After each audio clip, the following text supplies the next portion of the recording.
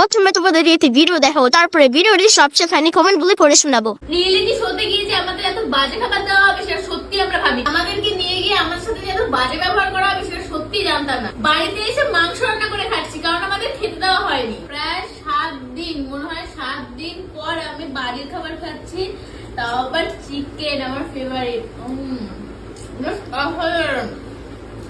আমরা চলে এসেছি আজকে বাড়িতে, আর বাড়ি এসে ঘুমাচ্ছিলাম, ভাবছিলাম যে মাকে বলবো যে চিকেন রান্না করো। মানে এতদিন এত ফালতু খেয়েছে, মানে আমি, প্রিয়া তাও খেয়েছে, প্রিয়াদেরকে খেতে দিয়েছে, তোদেরকে তাও খেতে দিয়েছে, আমাদেরকে দেয়নি। মানে যা ইচ্ছা তাই দিয়ে দিচ্ছে। লাস্টে ঝামেলা করেছি আমরা, দেন আমাদেরকে ভালো একটা হোটেলে খেতে দেওয়া হয়েছে। এই হোমস্টেতে আমরা ছিলাম আর কি, আমাদের সব গ্রুপের সবাই তো সেই হোমস্টেতে, আমাদের ছেলেদের সবার খাবার ব্যবস্থা করা ছিল। ওই হোমস্টেটার লোক একদমই ভালো ছিল না, পুরো ফালতু ছিল।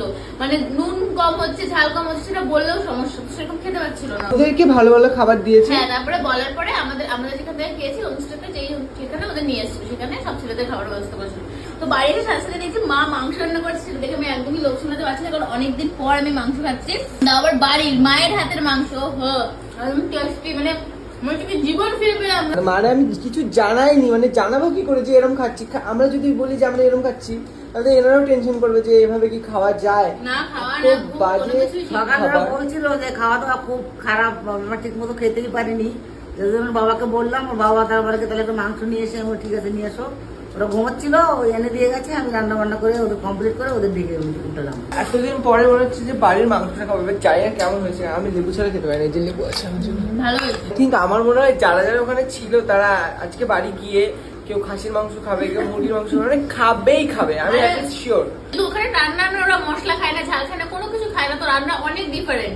তো তার জন্য বাড়ি থেকে সবাই বলছে আমি কখন খাবো, আমি খালি খাবো খাবো, দোকানে যাবো আর খাবো, ইচ্ছা। चलिए शुरू करते हैं। আরে ছাপড়ি, আগে ঠিক করে বস, তারপর সব কথা শুনছি। कौन है ये लोग? कहां से आते हैं ये? খেতে দেয়নি তো খা, খেতে পাসনি এতদিন তো খা, তা নাইটে তুলে দেওয়ার কি আছে? डिप्रेशन। বলছি মামনি, সস্তা শোতে গেলে এরকমই হয়। প্যারি সমাজ গই। এবার তো খেয়ে খেয়ে বাস্ট হয়ে যাচ্ছ। বলেন কি?